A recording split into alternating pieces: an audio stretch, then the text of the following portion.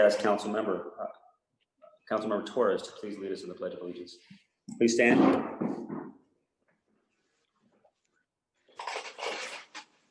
Please place your right hand over your heart and repeat after me. I pledge allegiance to the flag of the United States of America and to the republic for which it stands, one nation, under God, indivisible, with liberty and justice for all.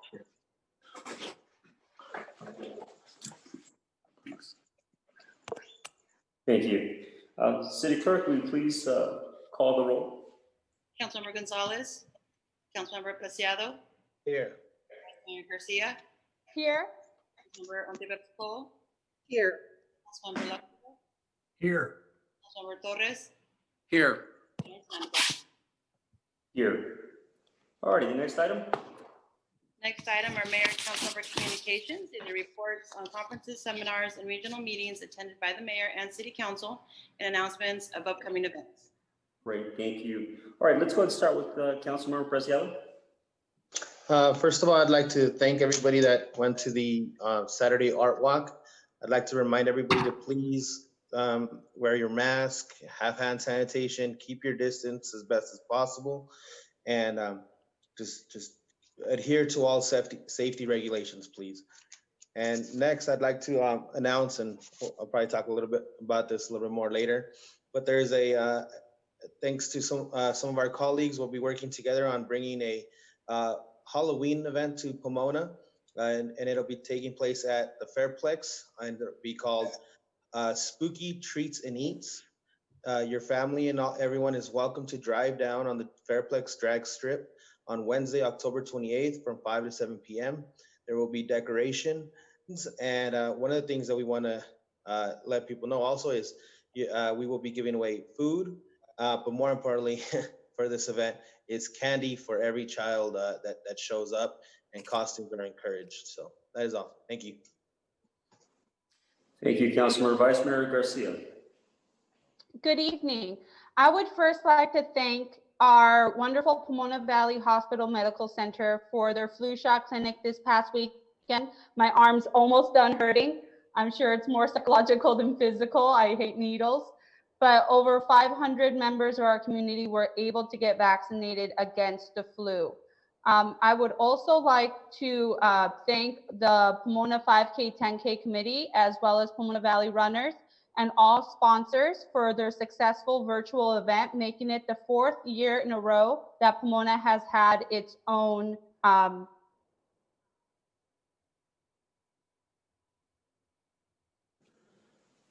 We can't hear you. Looks like she froze.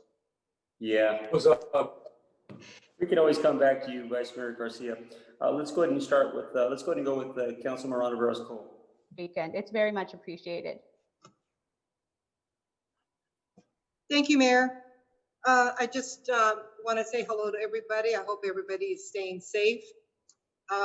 We are going into a new week, and let's remind each other that we're to be very vigilant in keeping ourselves safe, wearing our masks, keeping 6 feet distance, washing our hands, and making sure that, you know, we are getting the flu shot. Being a nurse, it's very important that we do have these flu shots, and thank you for Pomona Valley and everybody else that was participating, Pomona Catholic School and everybody else that was participating in administering these shots. I want to thank special thanks, in fact, to Pomona, to the Public Works Department, Mr. Rene Guerrero, Jerry Perez, and the entire staff for being very accommodating to the new trash receptacles that are on Holt Boulevard and also Monterey Park at the request of a young man who is very determined to keep this corner clean.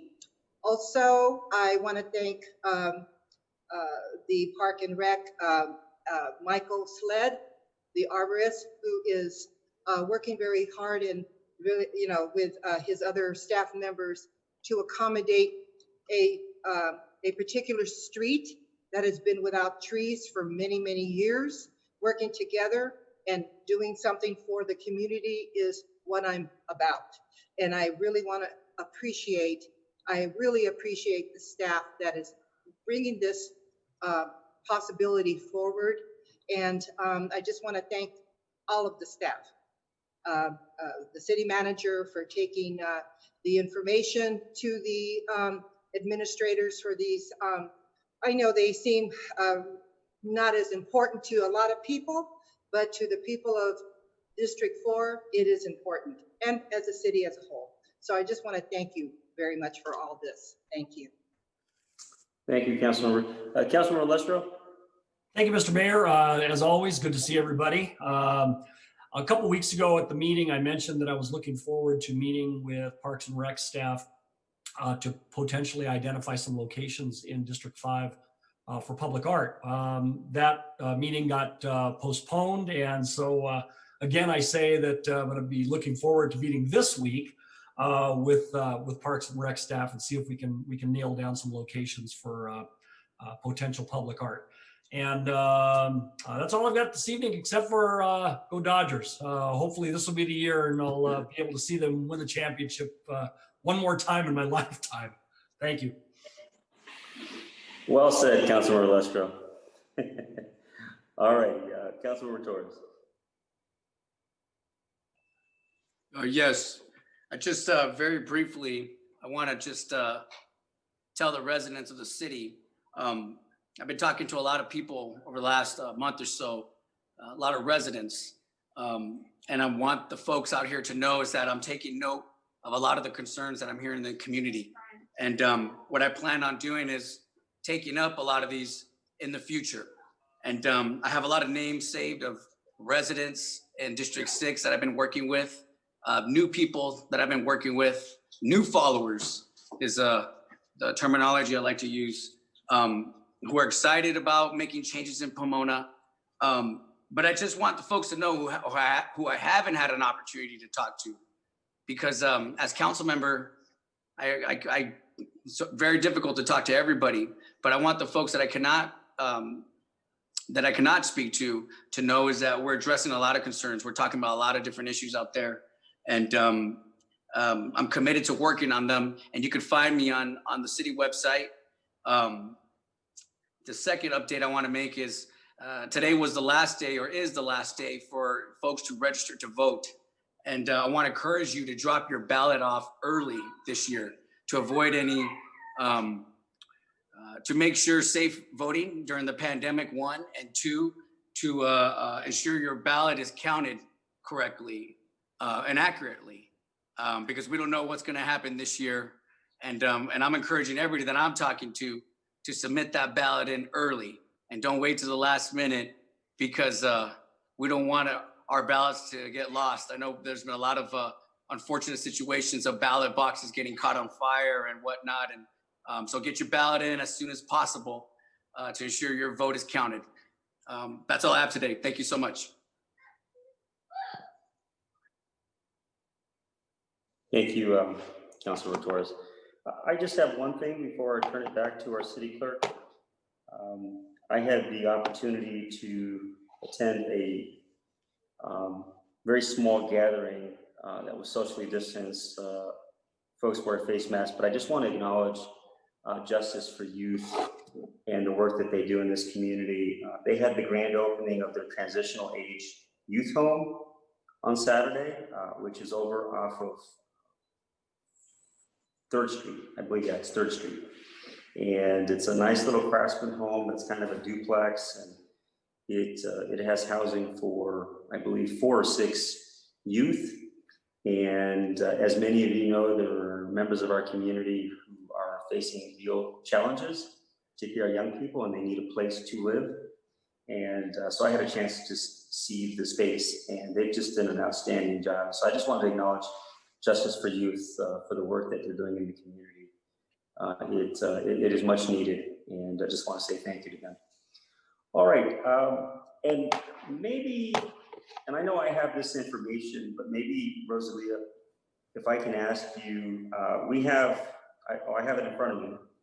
There are 4 ballot drop boxes in Pomona. Do you have that in front of you? Can you share that? Because I think it would be valuable. And if not, I have it in front of me. I can certainly share it if that's appropriate. Sure, Mayor.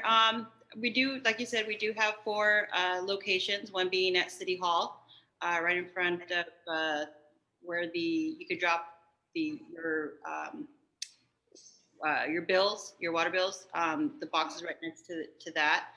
We also have one at I believe it's the north end of The Metrolink. correct? Yeah. Off the top of my head, I know we have one at one of our parks. Off the top of my head, I cannot remember the name. I don't know if you have that in front of you. I've got them in front of me. I just want to make sure I can share them. Is that okay? Sure, absolutely, yes. Yes. Okay, so of course, Pomona City Hall, the North Metrolink Station on Santa Fe, which is 205 Santa Fe, and then Ganesha Park near the community center, There you go, yes. and then Washington Park as well. So those are the 4, at least I have. And if I've missed any, I see Councilmember or Vice Mayor Garcia. I think that's the 4. I just want to instruct people from that go to the Washington Park mail ballot box. It is the community center. It is by the baseball fields. So please, if you go to Washington Park, go by the baseball fields. Yeah, and people can vote right now, as I understand it, at the Norwalk County Clerk, Yes, Recorder Registrar's office. Correct. If they choose, if they want to vote in person. At a voting center, correct. And I think that the one that's opening up on the 24th is the Fairplex. Correct. And then we have quite a few sites throughout the city as well. And so make sure that if you decide that you want to vote in person, there are opportunities to vote in person, but certainly you can mail in your ballot as well. And the members of the public are able to go onto the city's website and actually put in their address to find a voting center close by to them. There's that option on the city's website. Thank you. Alrighty, next item. Next item is City Manager Communications, and these are reports from the City Manager. Nothing new at this time. Okay, thank you, City Manager Maxinoff. All right, next item. Next item is public participation. In response to the global COVID-19 pandemic and in accordance with California Governor's Executive Order N2520 regarding the Brown Act and guidance from the California Department of Public Health on gatherings, please note that comments for public participation or for a specific item on the agenda were accepted by email and will be read into the record by the city clerk. The deadline to submit email comments was 6 p.m. today, and comments will also be accepted via the Q&A feature on Zoom or by live comment by phone or internet. If you would like to comment, please indicate now to staff by either using the raise hand feature on Zoom, dialing *9 if you are calling in via phone, or leaving a comment in the Q&A box. Staff will call on you one at a time. Each speaker will have up to 3 minutes for their comment. Currently, right now, we do have one comment in the Q&A box, and it's from Rafael Sandoval. Mr. Sandoval says, "Hello, Mayor and City Council. Wondering if plans for Palm Lake Golf Course has changed. There were a few months of maintenance, but recently there has been no progress. Thank you." And then we did receive one email comment, and that comment is as follows. It's from Tony Navarro, who's chair of the Mayor's COVID-19 Health and Wellness Subcommittee. A message from the Pomona COVID-19 Action Committee's Health and Wellness Subcommittee: as we continue to fight the COVID-19 pandemic and find ways to uplift our communities, we must also address the start of the flu season. Medical professionals are urging the public to combat the flu in order to avoid a twindemic of COVID-19 and flu cases that can be disastrous for vulnerable populations, but can also impact our hospital capacity. The Health and Wellness Subcommittee wants to remind residents that along with mask wearing, regular cleaning, disinfecting, hand washing, and sanitizing, and physical distancing, keeping a healthy immune system is the best way to avoid getting sick. You can keep your immune system strong through good nutrition, being active or exercising regularly, getting sunshine whenever you can, and keeping stress and anxiety to a minimum. Getting a flu shot will also and further protect you from catching the flu. In order to assist residents to make well-informed decisions on how to best protect the health of themselves and their families, we are planning a webinar in November to provide residents with a wide range of information, including COVID-19 versus the flu, ways to boost your immune system, and a listing of providers who can assist with flu shots and medical care if needed. Stay safe and stay sanitized. And if there are any members of the public, yes, we do have two with their hands up. The first one being Katie Hudson. Ms. Hudson, go ahead.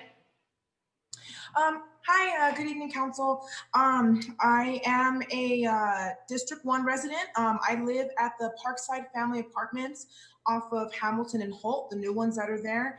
And I'm coming to you because normally I would reach out to my District 1 representative, but I do not have one at this time. So I'm coming to you guys to be able to amplify my voice.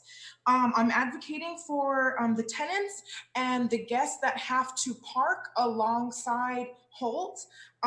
We're not able to park here if if cars are not in our names, or just, you know, or so there's just a lot of people that do have to park along there. And from what I've noticed in the 3 years that I've lived here, just about every month, if not multiple times a month, there are cars that that crash into our parked cars.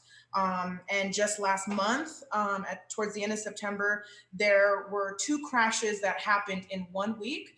And one crash happened at the auto dealership at the corner. And so I'm worried that one of these days, someone is going to get seriously hurt if there are people sitting in those cars when the crashes happen. And so far, proactively, I've called Public Works already and have requested for a traffic study to be done, just to see what preventative measures can be taken. There's going to be the assessment of the trees, just in case if it's like inadequate lighting or something. But I'm told that if there's a possibility, it could be that from the stretch of the traffic light at Erie up to Hamilton, that there's nothing that's going on in between to calm drivers. So they're speeding, and then maybe coupled with a DUI, and then boom, there's a traffic incident. So I've already taken, like I said, some proactive measures, but I just wanted to bring it to your attention in hopes that maybe you'll also be able to help me advocate, and that, you know, things will happen a little bit sooner than later. But that's basically it. And thank you so much for your time and the opportunity to be able to speak on this platform. Thank you. Hudson. Our next person to speak is a caller. Go ahead, caller. Please state your name.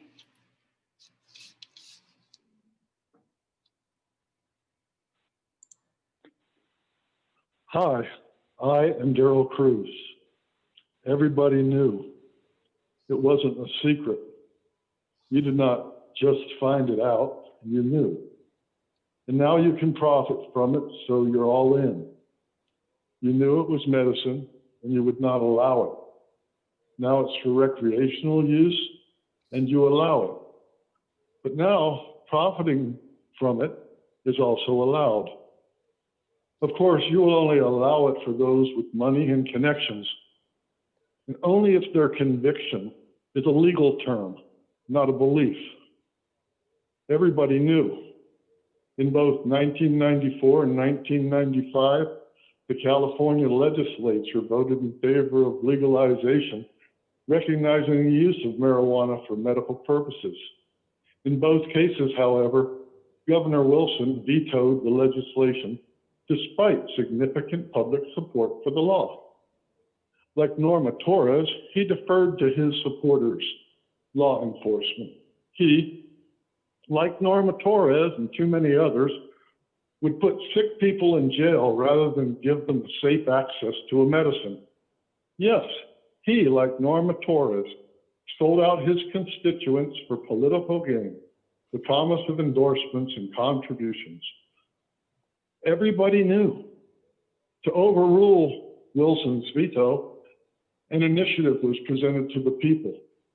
Proposition 215 passed. Since 1996, medical cannabis was legal in California. Law enforcement, though, refused to accept the law and continued their harassment. In 2003, the California legislature voted in favor of legislation recognizing marijuana for medical purposes to fix problems with Proposition 215. In fact, Senate Bill 420 stated in the text exactly why, and I quote, "Reports from across the state have revealed uncertainties in the act that have impeded the ability of law enforcement officers to enforce its provisions as the voters intended, and therefore have prevented qualified patients and designated primary caregivers from obtaining the protections afforded by the act. Everybody knew, and it was supposed to be fixed, but law enforcement would not allow it. Law enforcement controlled Mayor Norma Torres, and as mayor, she controlled law enforcement. Someday you will admit what they did to me, and you will fix it. Thank you. Thank you, Mr. Cruz.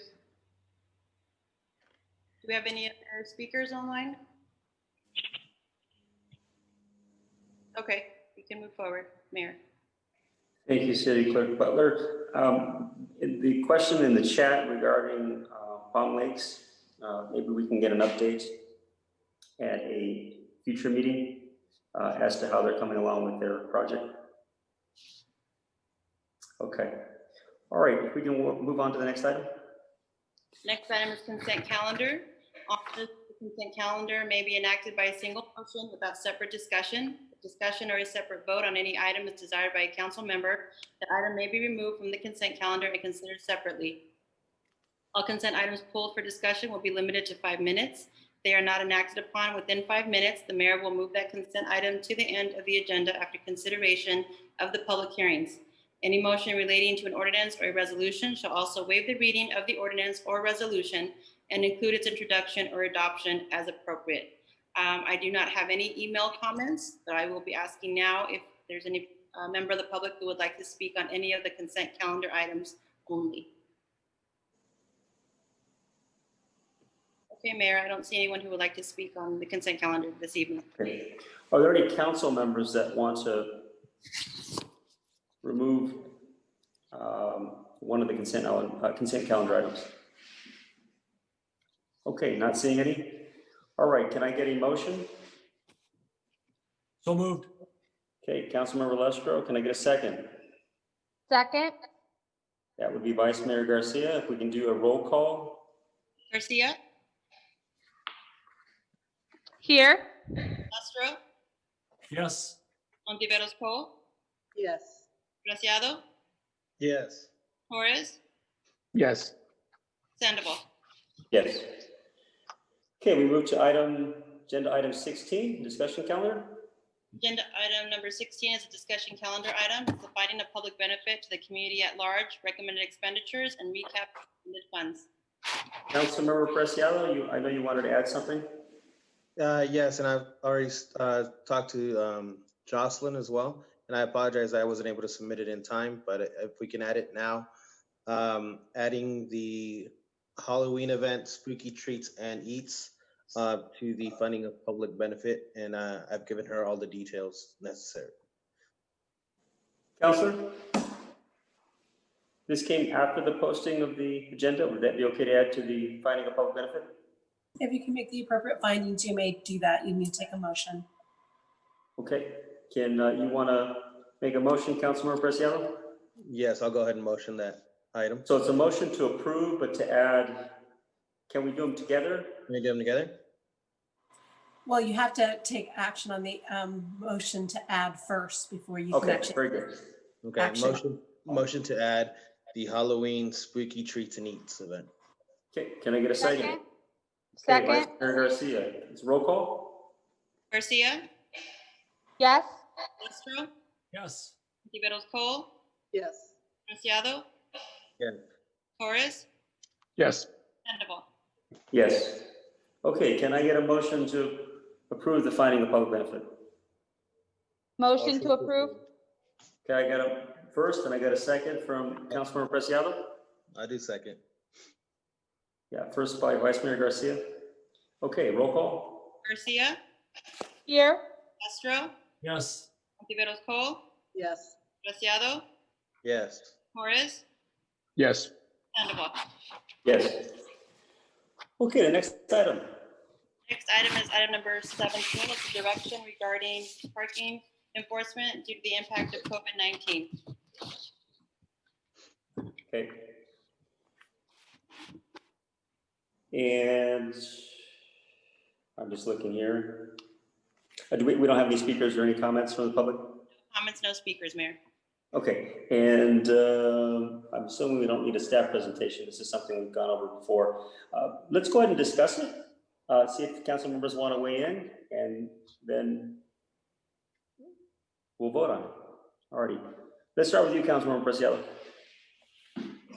If staff could please just provide me a little bit of clarification. It says to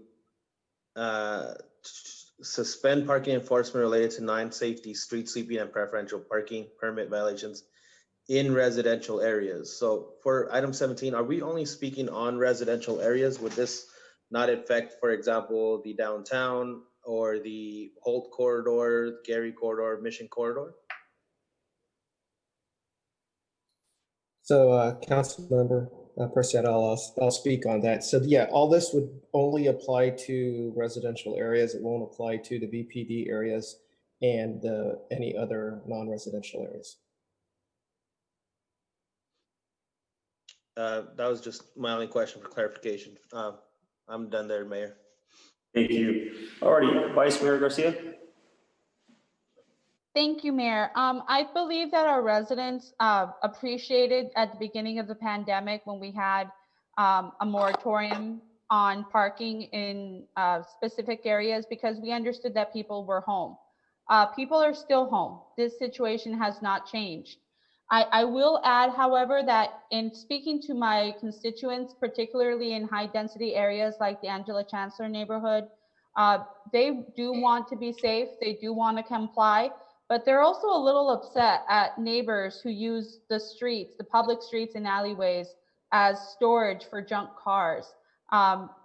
Is there anything that we could do at a later date to discuss the 72-hour parking rule or situations such as that? Because I know that that might be a separate item. Is that correct, Counselor?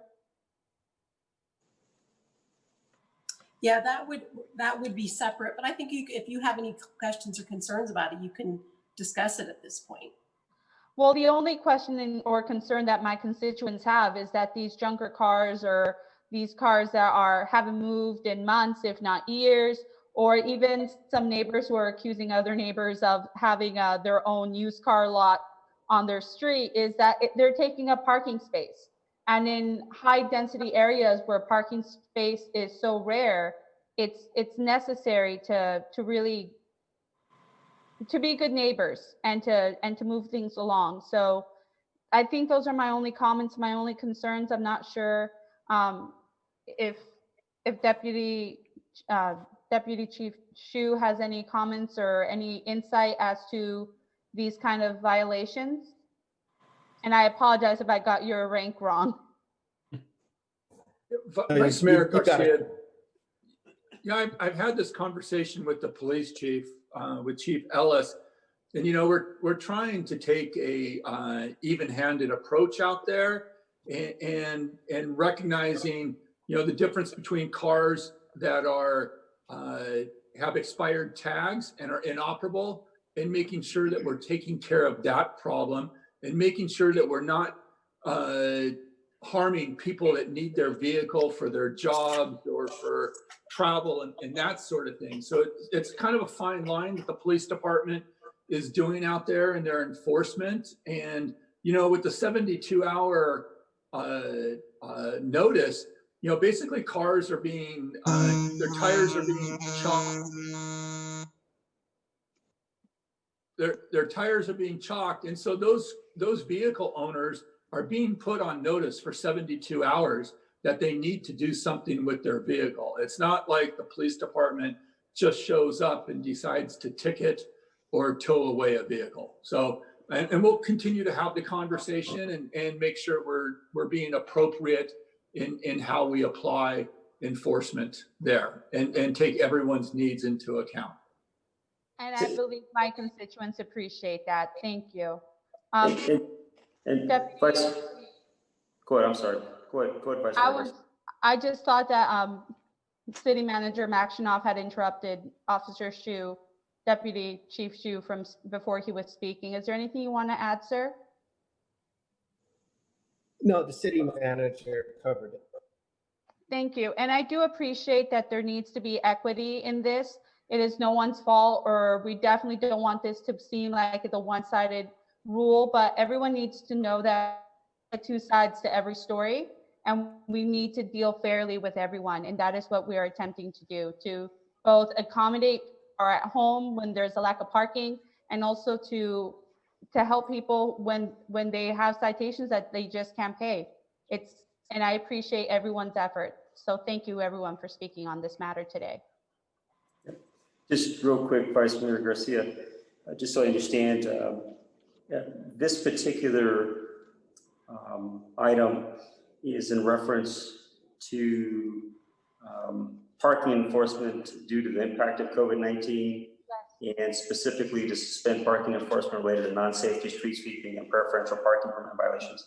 Just so I'm clear, is if there's a car that is inoperable and it gets a citation where they have 72 hours, it can be towed, correct? This doesn't impact their vehicle, No, correct? Yeah, and if I may, Mayor, I think so that I'm more clearly understanding the question. So yes, you're focusing in on the agendized item and how we're dealing with these things during COVID. But there are new laws that severely restrict our police department's ability to have some of these cars towed. And so sometimes people are very frustrated. I think Councilmember Garcia referenced this. They're frustrated. They see these inoperable vehicles. But our law enforcement now has to be very careful in how they document that the vehicles pose a threat to the community. In the old days, we could simply ticket a car. If they had so many tickets, we could tow them. That's not necessarily the case anymore. We have to actually show that these vehicles are threats to the community. So I think we are talking about the COVID situation. We can come back and I can get the city manager more information on the latter part and get that to Councilmember Garcia. But I think her question came up because we were talking about towing in generally and how. Right. Yeah, I understood. Thank you, Councilor. Yeah, well, all I was going to say is that, and I'm just going to speak now, and I'll go over to Councilman Ramos-Cole in a moment. I got several calls from folks who are working from home now, who they wouldn't be home during street sweeping because they would leave at 6:30 in the morning to get to work, and they would be there till 5 or 6 o'clock, depending on traffic. And now they're having to work from home, which has made it a lot more challenging to at times find parking because there's more people at home.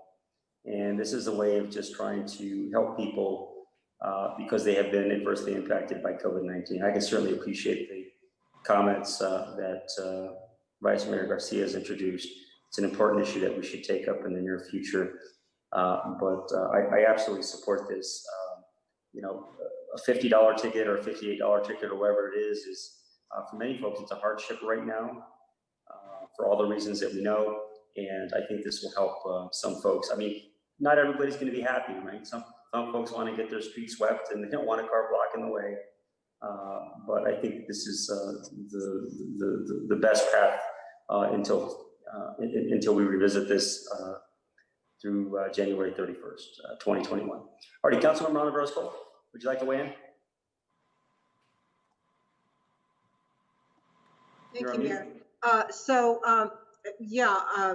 There's probably going to be some conflict in regards to some of those that are working, and they were very happy to have their streets swept after a long absence before. There had been some complaints about cars that were being parked for several months that were not operable. I believe some of them were called in, but the dispatch had told some of the neighbors that they were not to be ticketed, that this was part of the COVID-19 process. So I don't have a problem. 3 months is good. I think it'll give a person a chance to be able to stay away from having any additional tickets. The preferential parking Again, that's another situation. I don't know how some of the residents are going to agree with this or not, but you know, it is what it is at this point. And January 31st, we will go ahead and bring it back and hopefully take this back into the possibility of having the process the way it was originally planned. So I have no problem with it at this point. Thank you. Councilman Lestro? Thank you, Mr. Mayor. I don't have anything to add to anything that my colleagues have covered already. I just want to say that I think January 31st of 2021 is a logical ending date, at least for the time being, since that's the same expiration as some of the other provisions that we've made for our residents, particularly with respect to water bills and that sort of thing. And I think that we go back and revisit it at the end of January. We'll have a better idea of what's going on then.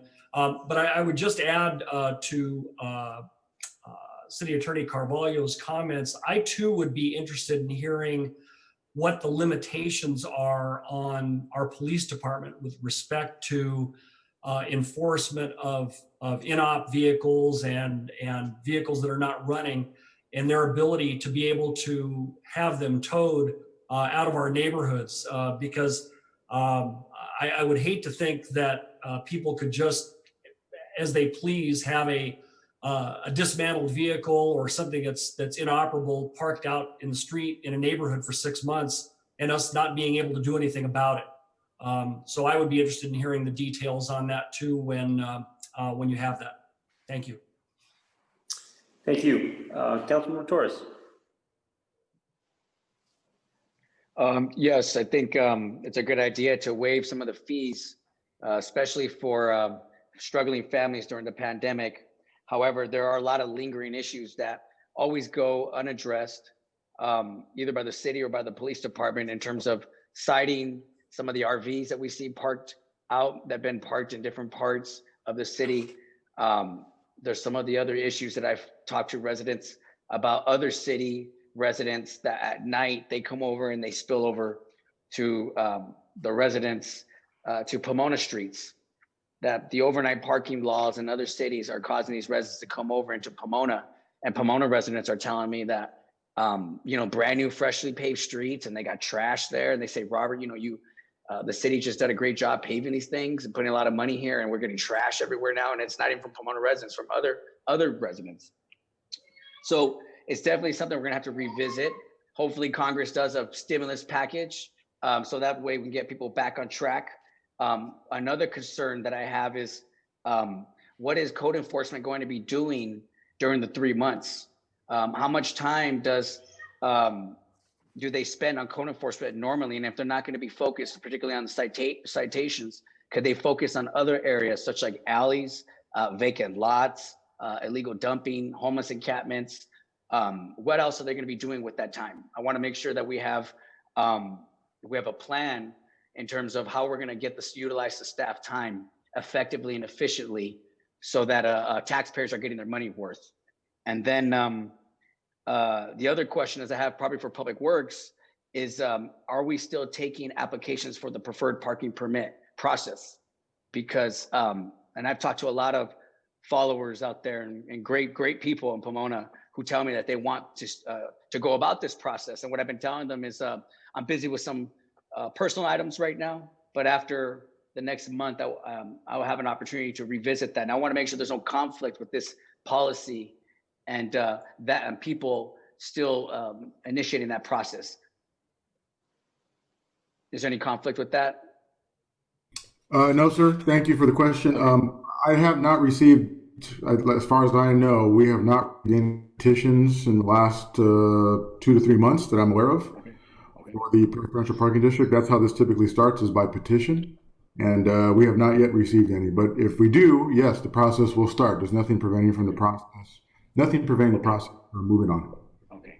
And just to help me, maybe I to go back to my previous comment. I don't know who could answer this, but maybe I'm wrong. But if we're not going to be doing the parking enforcement, is there other areas we can elaborate on? Mr. Sue, please. Yes, thanks for the question. So absolutely, our parking officers will still remain patrolling. They'll still patrol the residential areas to make sure we don't have any park car safety issue. And then we still also continue to patrol and make sure the business areas are also being watched. So they will be busy working. Okay. Are you able to track those results or track that work? Because Yes, I'd be we interested do. to see what they did. I'd be interested to see what they did during that window, just to. Yes, all of our citations, because they're electronically generated, we do keep track of every citation that is generated for every parking enforcement officer. Okay. All right. Thank you. You know, Mayor, this is the city manager. I think we heard a lot of questions and comments tonight about parking that I think maybe at a later meeting that we can bring back a more comprehensive report about parking enforcement, overnight parking, 72-hour parking, some of the legal concerns that the city attorney's office has, so forth and so on, and bring the council up to date on how parking enforcement works in the city. Be comprehensive with the city attorney's office, code enforcement, and the police department. You're on mute, Mayor.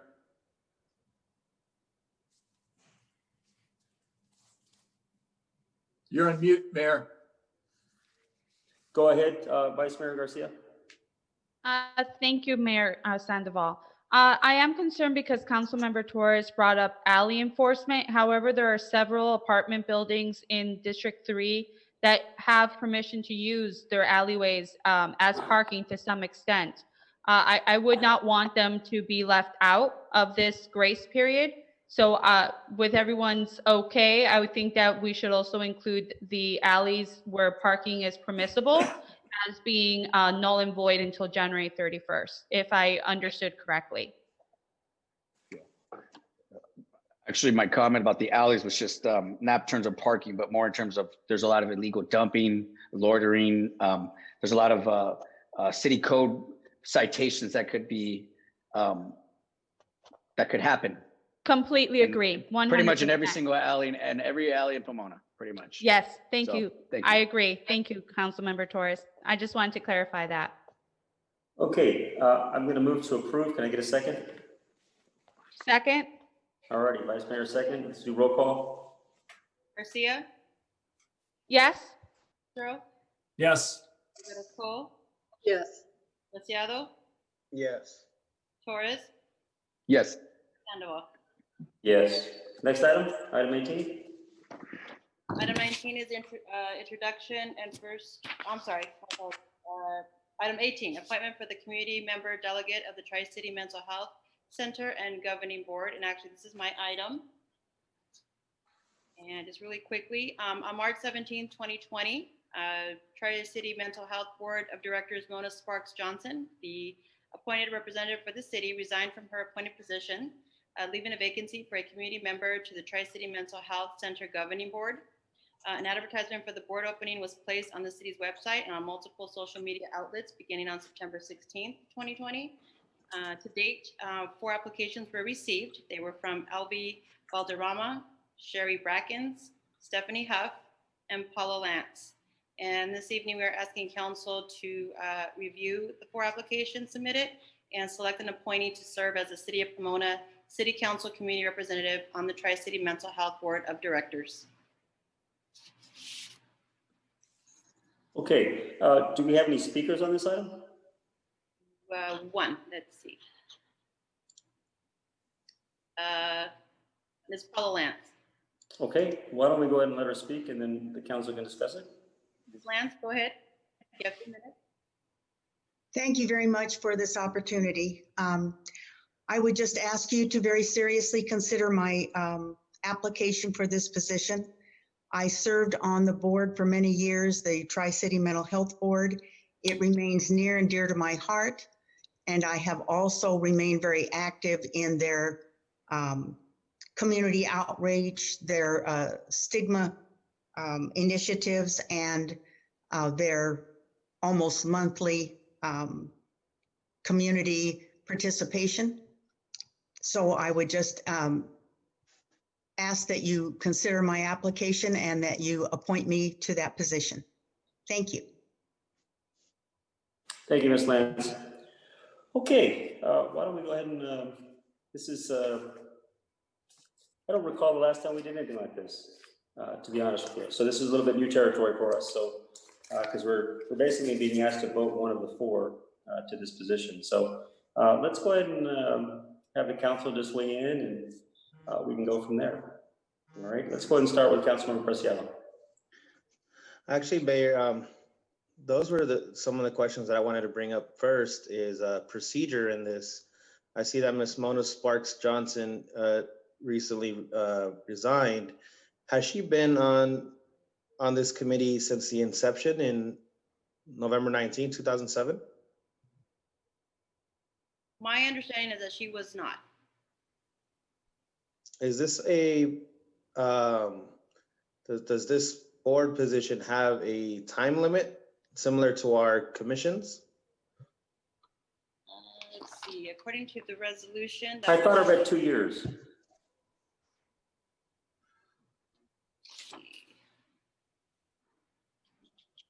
I'm looking at the resolution as we speak right now, Mayor.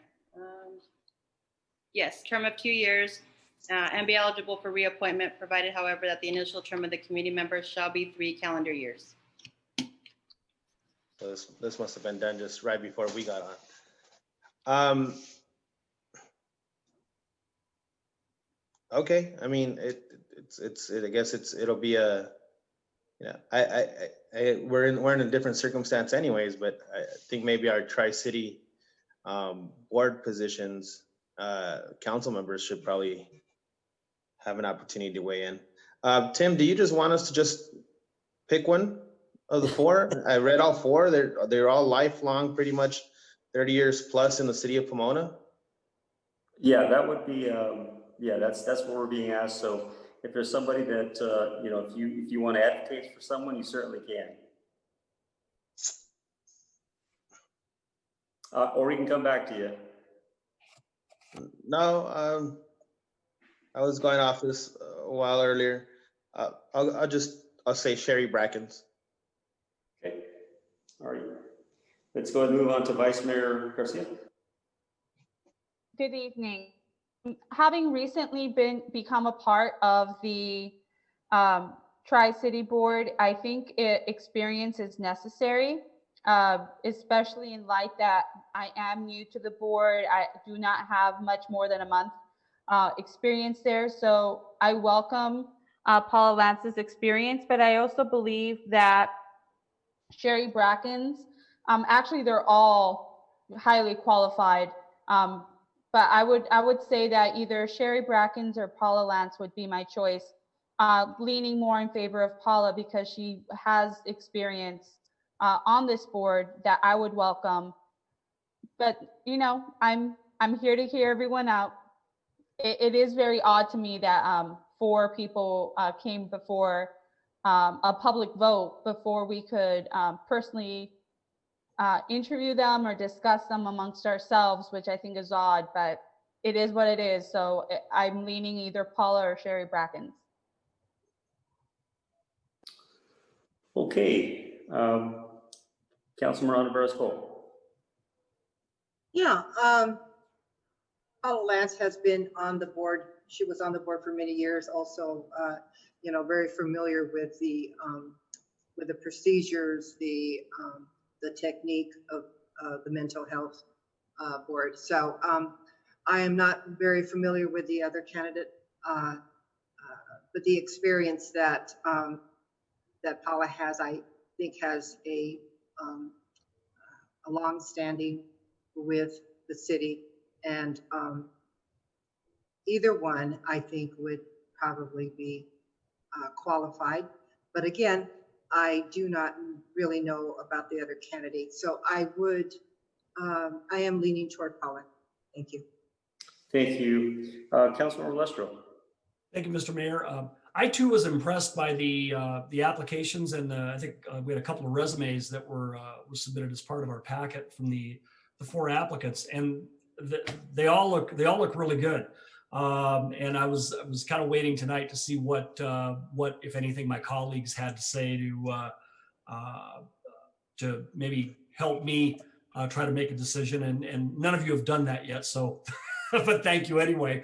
But I would echo what Vice Mayor Garcia and Councilmember Ontiveros Cole said. I know that Paula spent a lot of time working with Tri-City and a lot of experience, knows the operation very well, and so certainly I believe that would certainly work to her advantage if the council is inclined to choose her as the community representative.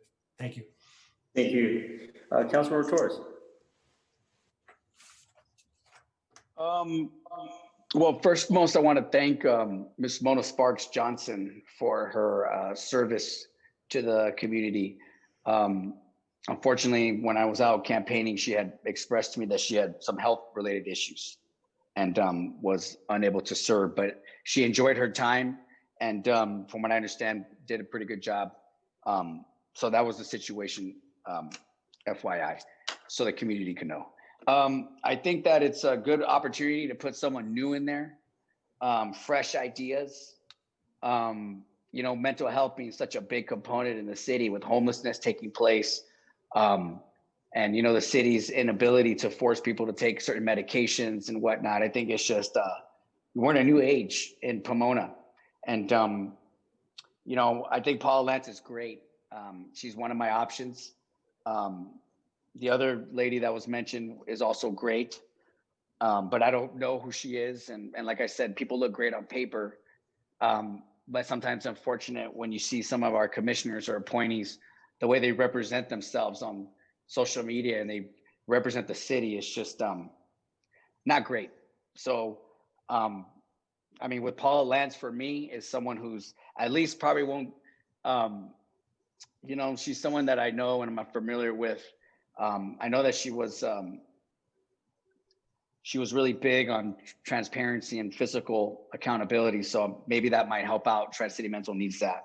But unfortunately, I wish someone would have called me, but I think I would probably lean towards Paula Lance on this one. Thank you, Councilor. I have a question, and City Clerk, I don't know if you can answer this. I understand that Tony Navarro is on the line from Tri-City Mental Health, but the applicants were impressive. All 4 of them, I was impressed. One of the things that always impresses me is there's the application part of it, and then there's somebody who actually shows up on the call on the day that we're voting. In this case, Paula Lance called in. That's important in my book.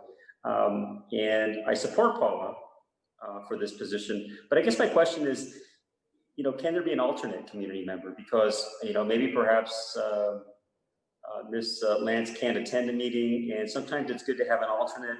But I think it's also good to perhaps even have somebody in the future who is newer, maybe doesn't have the same level of experience in the city as Paula Lance, who could be a alternate. I know we have alternates on other boards that council members serve on. In this case, it would be but I know we don't have that for commissioners, so I understand that as well. But I don't know if there's anything that prohibits from being an alternate to our community rep.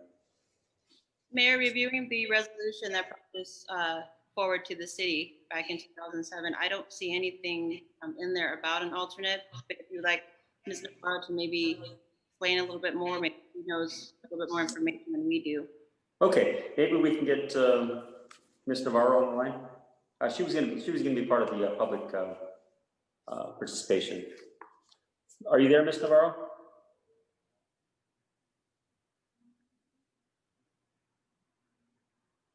Tony Navarro?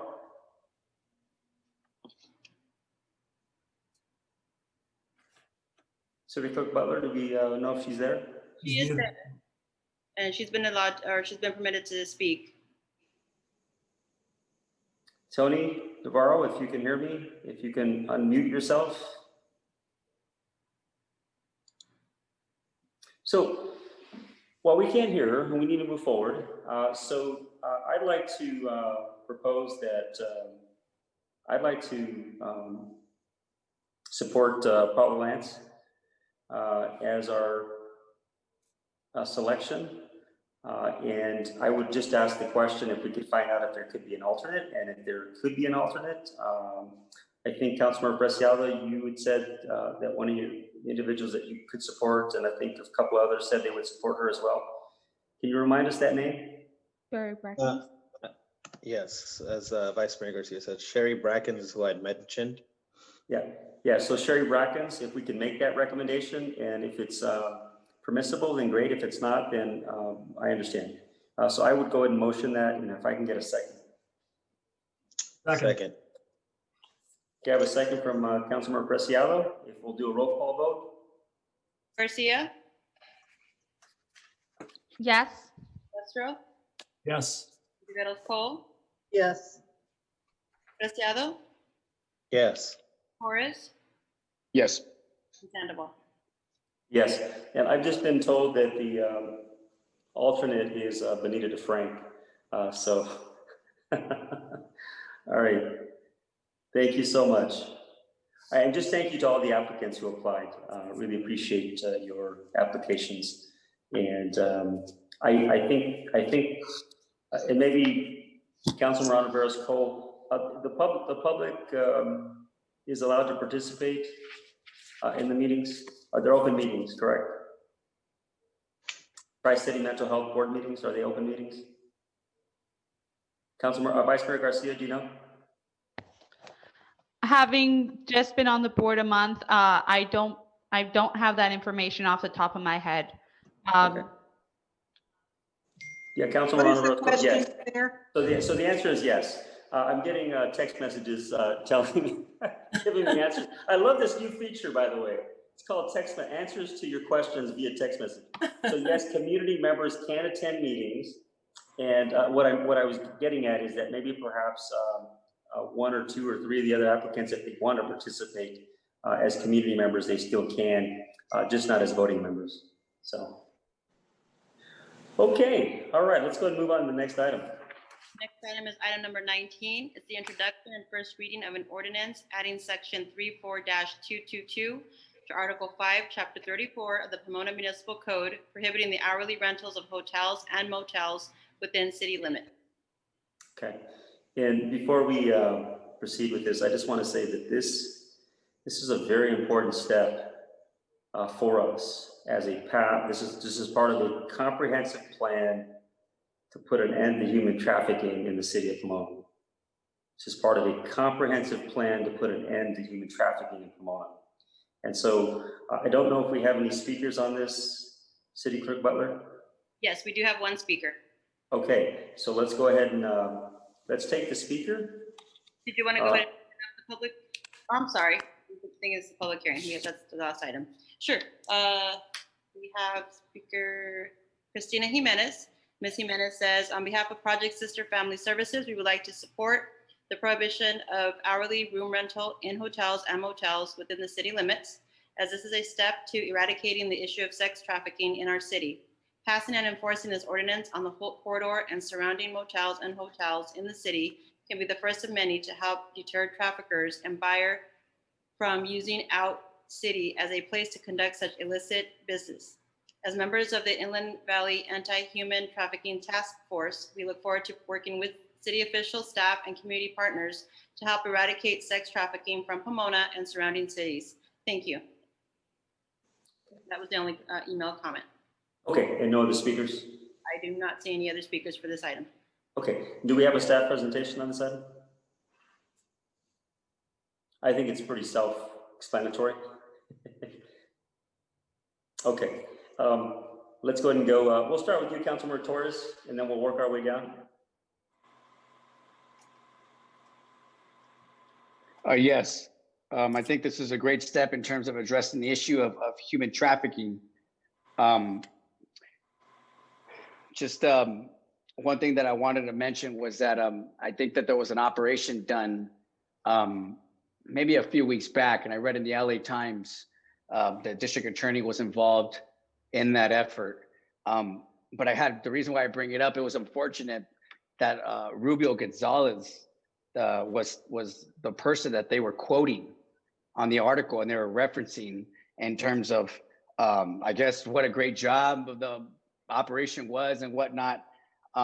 So I just don't know if anyone's listening out there and they're planning on talking about this issue in the future, to just please look. I don't know if you read your own paper or whatnot, but if they could start talking to somebody else about these issues, because it's just kind of interesting when people quote certain folks and great work, obviously, and I support this 100%. So just want to make folks aware out there, though, that we have people making comments and speaking about this exact issue, and it's just unfortunate. So hopefully it stops soon. Thank you. Councilman Westra. Thank you, Mr. Mayor. Looking forward to implementation of this ordinance. I think it's a great step forward. Thank you. Thank you. Councilman Roscoe. Yeah, this is the step that we need to begin to help end human trafficking. And it's about time we did it. Thank you, Honorable Roscoe. Let's go with Vice Mayor Garcia. Thank you, Mayor. I just want to say, as part of the human trafficking ad hoc for the city of Pomona, working as well with Project Sister as part of the Inland Valley Human Trafficking Force and our SET team, that I believe there was a comment made earlier that what took this so long. Just to give some background, I recently had a resident lose their home in District 3. And I became aware of this hourly rate because I went to go visit them at where they were able to take shelter for a night, which was a motel on Holt. And when I entered the lobby area, I immediately saw the rates, and one of them was a $45 2-hour shower and nap rate. I have no idea what that's about, but I think it speaks to a certain clientele. And by bringing this ordinance forward, I believe that the city of Pomona is taking a big step towards helping eradicate human trafficking from our city. So thank you, everyone who worked to bring this forward. And I do apologize that it took so long. Thank you, Vice Mayor Garcia. Councilor Preciado. As my colleagues had said, let's move this forward. I do have a question, and I'm not sure which staff member can answer. By passing this ordinance, does this go into immediate effect with all of our hotels and locations that we currently have in the city limits pretty much right away? No. So if I may, Mayor, I can answer that question. Both under your city charter and state law, when you pass your own laws, there has to be a process. So you have a first reading of an ordinance followed by a second reading, and then it takes effect 30 days thereafter. But during these interim periods, this would be a good time to notify the hotel operators and such, so that they know that it's coming and that we're ready to enforce as soon as it takes effect. And so from what you just said, Ms. Carvalho, I just want to make sure that we won't be having any issues of like grandfathered in hotels or anything like that. Everybody will have to follow as soon as this process is done and set, ready to go. Correct. Yes. There's no grandfathering in. Thank you very much. I just wanted to make sure everybody knew that. I appreciate it, and I definitely support this right away. Thank you. I just have a few words to say and then a request. And ever since I can remember being a boy growing up in Pomona, is that there's been human trafficking in Pomona. It's varied in terms of the intensity over those years. And in essence, it's still here, it still exists. And, I've had conversations with the chief, and of course we have our ad hoc committee, which is looking at ways of addressing the issues, not just on Holt Avenue, but throughout the city. And obviously the SET team plays a very important role, and there's really amazing organizations, Project Sister, and there's other organizations that are working in this area. And here we are in 2020 and it still exists. And so I've asked the chief what it would take to put an end to human trafficking in Pomona. And so we're looking very, very carefully at what that would do. And what that's going to really mean, what that means is that this is going to have to be a 7-day-a-week operation. And so I've asked the chief, I said, Chief, you bring this back to us so that we can see what it's going to take for us to get there, because we shouldn't just be managing homeless, or I should say, we shouldn't just be managing human trafficking. We should put the resources in now to make sure that we can put an end to this, because it is costing us money, and the longer that we have to do this will be the more money that we will spend, and we will continue to have the same results, which is the frustration that people have in this community. And so when people often talk very negatively of Pomona, one of the things they always bring up is prostitution and pimps and johns and all that comes with that, and the frustration that they feel. And so I can tell you that in the ad hoc committee, we've talked about lighting, putting lighting, particularly along Holt Avenue. We've talked about parking. So one of the things that I've recommended to the chief and to our team is to consider no parking during certain times, or no stopping during certain times along Holt Avenue. And really the expansion of the set team, which plays a vital role. And our continued collaboration with Claremont, as there is a pipeline that comes down from the southern part of Claremont into Pomona and back.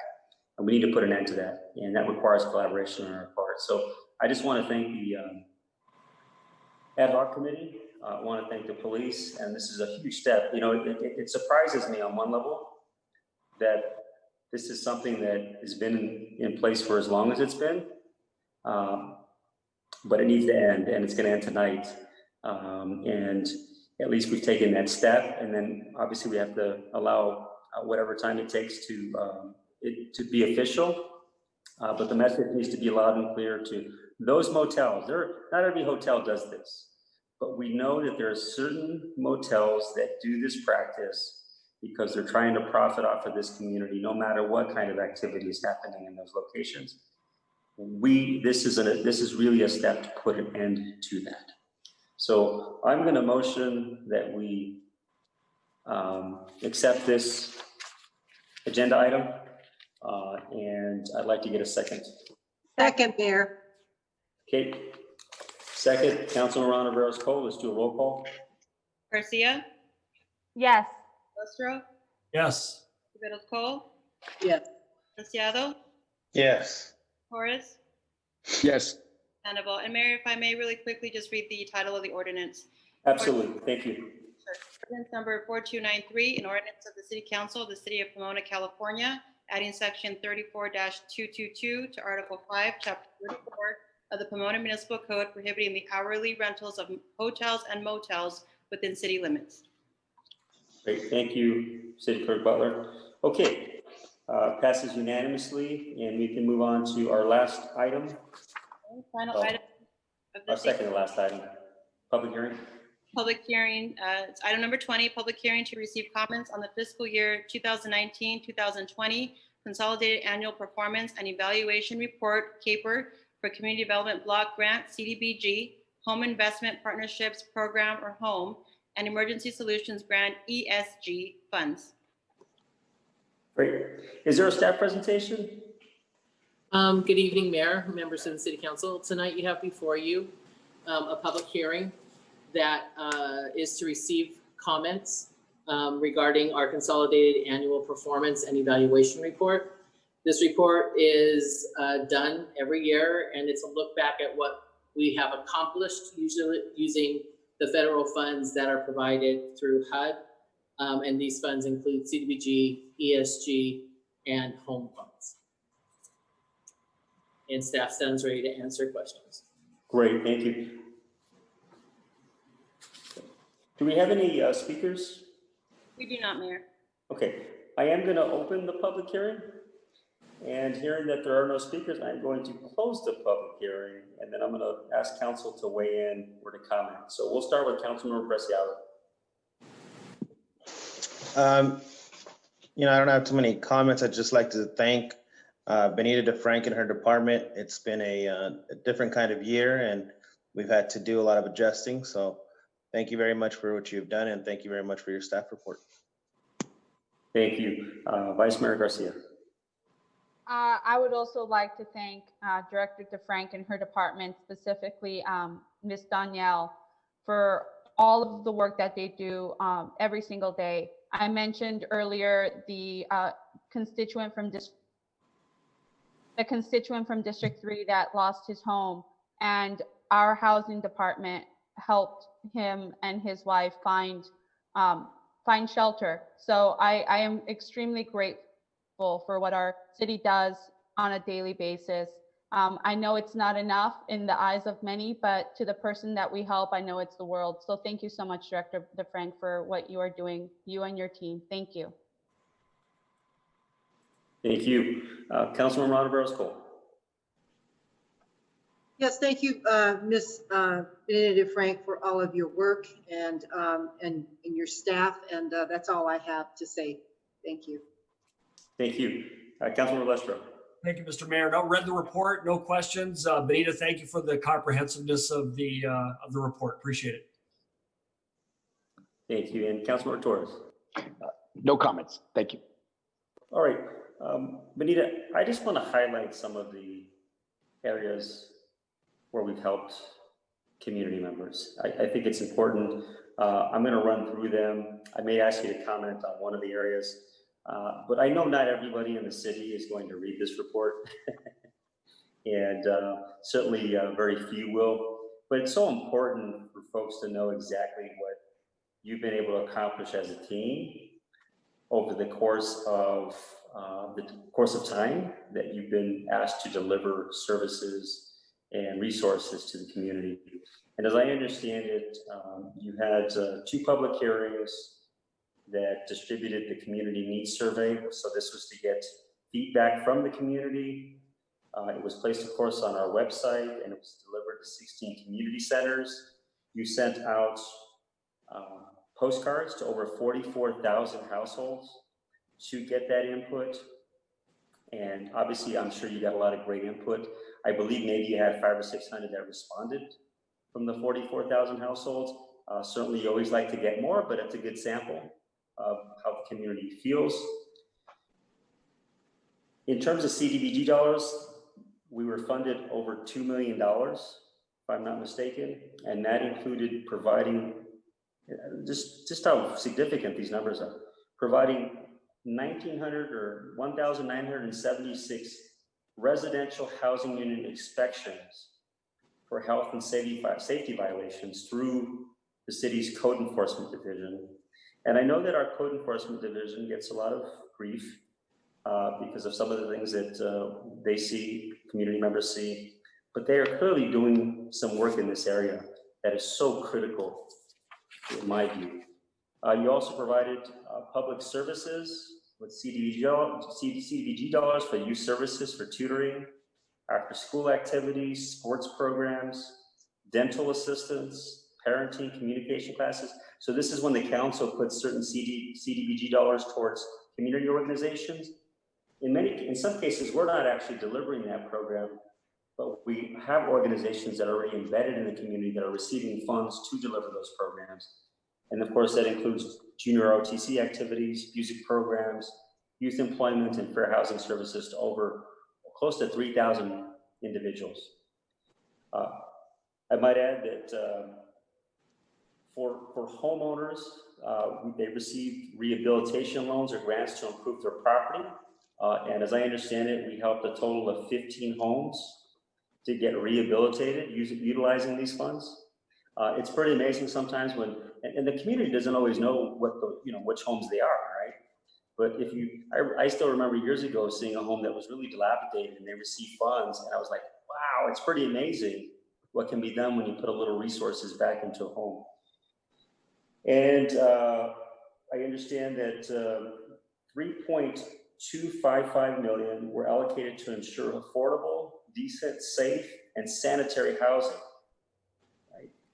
And it included 3 mobile homes that were rehabilitated. Obviously, there's a lot more mobile homes that need to be rehabilitated, but 3 were rehabilitated.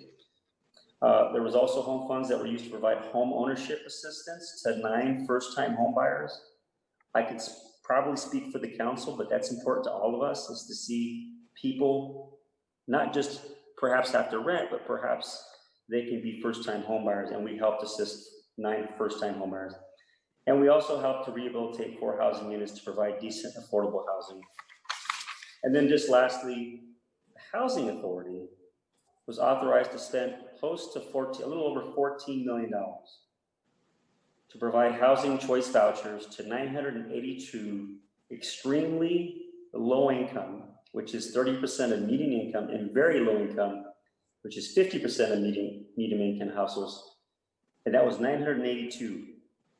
And who are these folks, Benita? Who are these 982? If you had to describe, these are some of the most challenged members of our community. And we've been able to help keep them off the streets through this work, correct? Yes. They include households with families, households that have persons with disabilities, and also, I don't know the percentage, but there's a high percentage that actually house seniors. So it's a program that definitely stabilizes those who without this assistance would not have stable housing. Wow. And then just lastly, thank you, Benita. Just lastly, the family self-sufficiency. You know, if I read that correctly, I mean, that's a pretty powerful, profound, I mean, it's just amazing what the program does for families. And can you just briefly describe that? So the Family Self-Sufficiency Program is specifically for those who receive Housing Choice Voucher, and it allows those who part of the program to basically set aside funding to complete goals. So it could be for home ownership. It could be to get to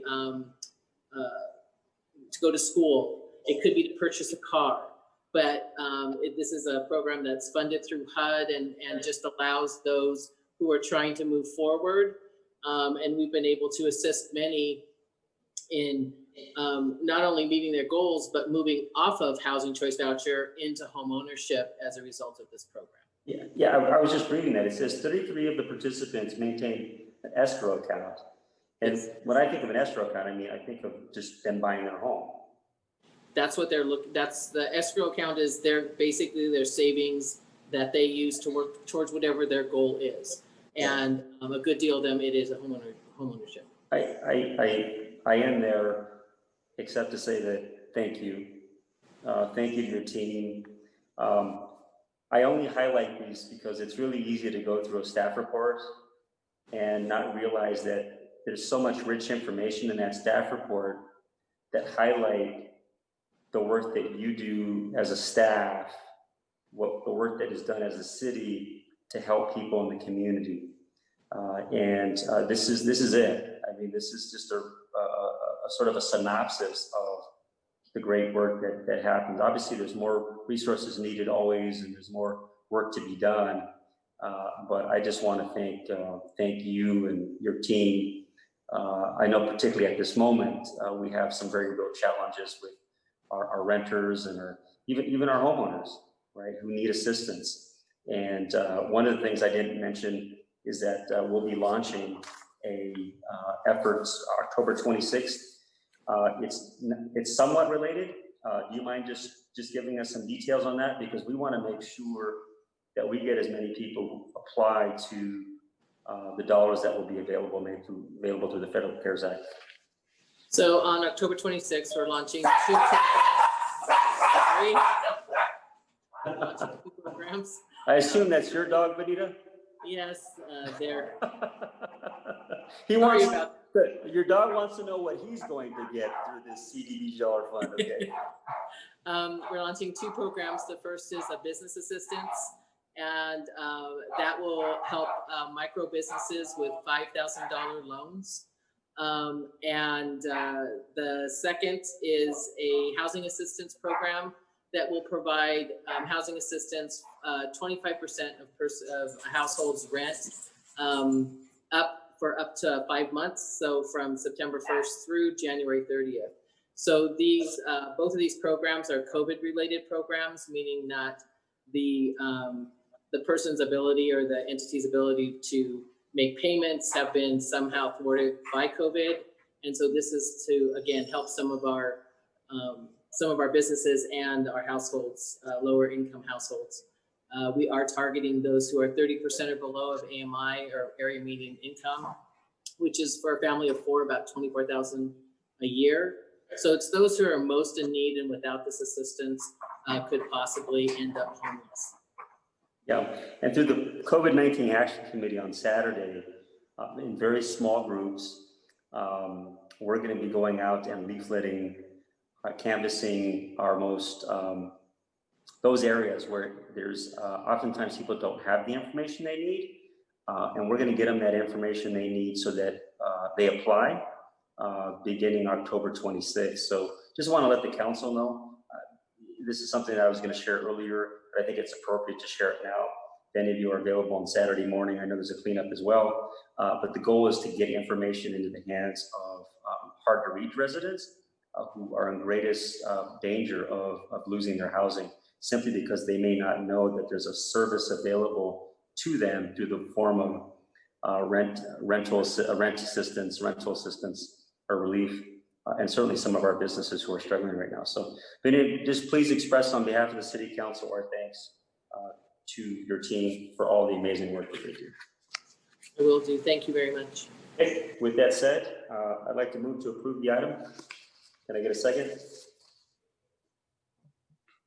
Second. Okay, we have Councilmember Preciado by a nose over Vice Mayor Garcia. All right, we can do a roll call. Garcia, Yes. Lustro, Yes. Cole, Yes. Dado, Yes. Torres, Yes. Sandoval. Yes, and City Clerk Bud, you know, I was trying to figure out if there's a pattern to the names called, because I'm so used to going through second, third, fourth, fifth, and sixth, and then D. But you know, I maybe you're just trying to keep us on our feet at this time. All right, let's go ahead and move on to the next item. Sure. Next item is matters initiated by City Council members. These are items for future City Council consideration as requested by the mayor or members of the City Council.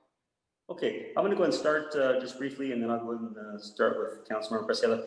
I know that Councilmember Torres had asked about the speed bumps and safety. So I've asked the Public Works, and actually I've asked James if at a council meeting, our next council meeting is not till November 16th. I'll explain that in a moment, but that we have a presentation on where we're at with our speed bump moratorium, and exactly if we can just get just a presentation. Can you guys hear me okay? I see, okay, good. Yeah, just so that we get an update on where we're at with the speed bumps. Because I know that, I mean, I've had people ask me about them as well. So I think it'd be appropriate for us to have a presentation by staff on, you know, when it started and the reasons why, and should we end the moratorium, what would it take to do that? Okay, all right. Councilmember Preciado. I actually wanted to expand on the same item. I was recently in a different city, and they didn't have full speed bumps. They actually had them cut up in pieces.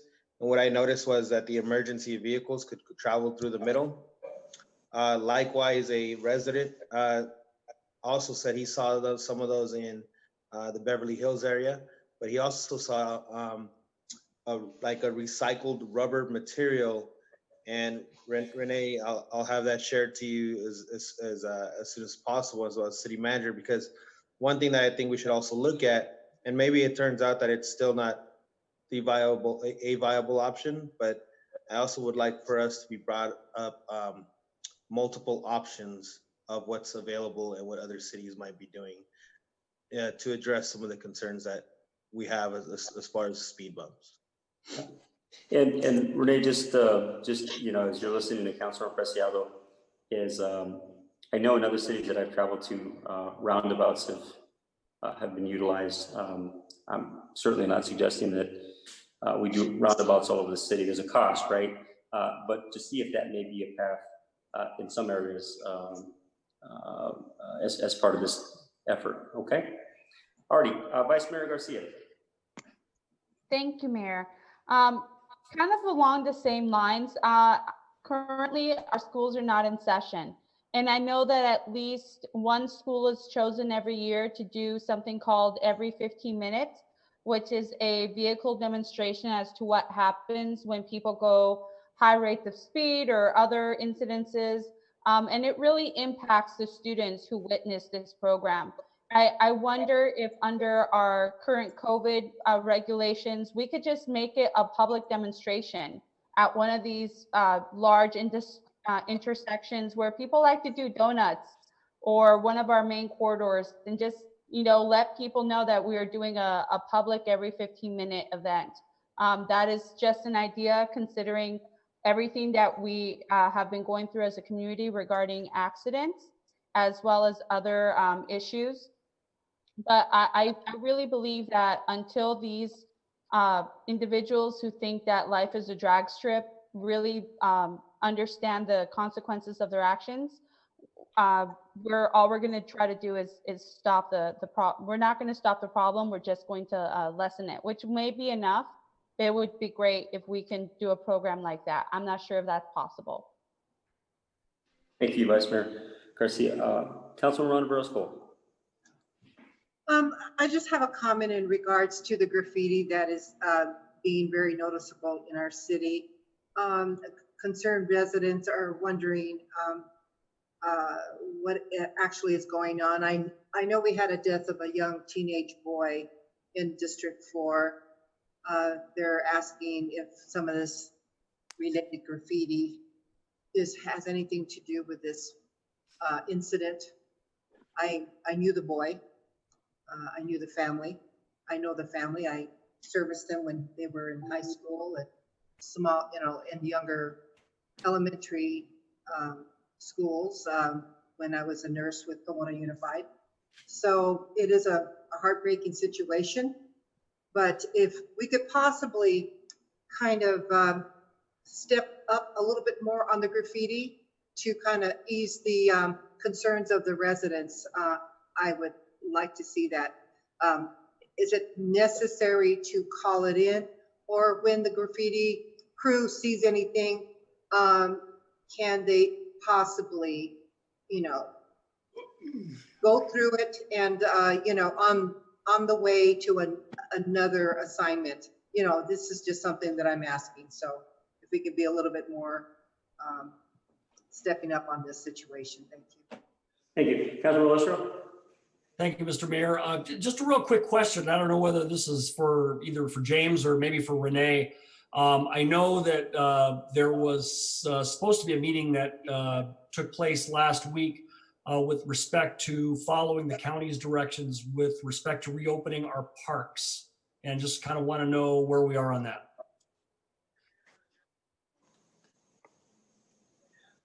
So I'll take a shot at that. Thank you, Councilmember. Real quick, yes, we did meet briefly last week. I think the subcommittee heard some of staff's comments on it. I know for myself, Public Works, we are looking at signage. We did get a couple quotes for some signage that is more permanent, that would be put on a post similar to the street signs that you find along the sidewalks. So we're looking at costs right now. I think Finance Department is looking to identify some potential funding for that. But yes, we are working towards that. And that's what I can speak on with regards to Public Works. Maybe I'm missing something.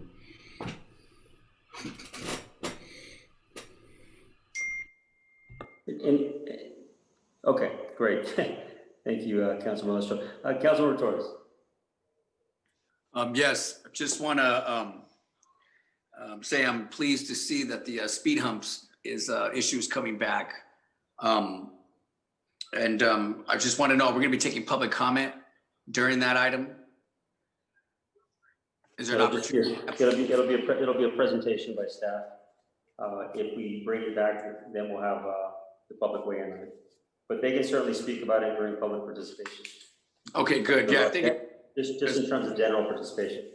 Yeah, I think it's important that not just the city council hear, obviously the important facts as to why maybe certain decisions were made in the past, but likewise, the residents who are frustrated with some of the speeders in the neighborhood. And not like I tell all the people I talk to that we as a city can do, and I'm speaking to the city, you know, the residents here. You know, we as a city could do what we can, install, you know, look at speed humps, traffic calming measures like the radar signals, more enforcement, right? But at the end of the day, what it's going to come down to is people changing behaviors, right? And I'm gonna give you an example, you know, because I talk to a lot of people right now. And, you know, one guy in particular, I'm just giving an example to the community, is he complained to me all the time about speeding. And, you know, the other day I just saw him driving, hauling tail down the street. And, you know, he tried to even swerve and hit the cat. And he saw me, we made eye contact for about a brief 2 seconds, but I know for that 2 seconds, he read my eyes and he knew that I got him. But the reality is our own residents need to stop speeding. It's our own community sometimes. It's you know who they are, right? And so we'll do what we can. Like I tell residents, we'll do what we can. We'll install the speed light, we'll install the traffic signal or the 25-mile-an-hour zone. However, there's a group of people out there who no matter what we'll do, will be, you know, Fast and the Furious all over the place. So thank you for bringing this back. Thank you. All right. I don't have any additional comments at this time. So City Clerk Butler, I understand that the next council meeting will be on November 16th as opposed to November 2nd. Can you explain that? That's correct, Mayor. Yes, under resolution number 97-16, the council meeting that was scheduled for November 2nd will be canceled, and this is due to the November 3rd, 2020 election. So the next regularly scheduled meeting will be held on November 16th, as you said. Okay, thank you. Appreciate that explanation. And so our next regular meeting will be held on November 16th, 2020 via Zoom webinar due to the COVID-19 pandemic. Closed session items will be discussed at 5:30 p.m. and the open session will commence at 7 p.m. This meeting is officially adjourned. Thank you, everyone. You guys have a wonderful night. Bye. See you soon. Bye-bye.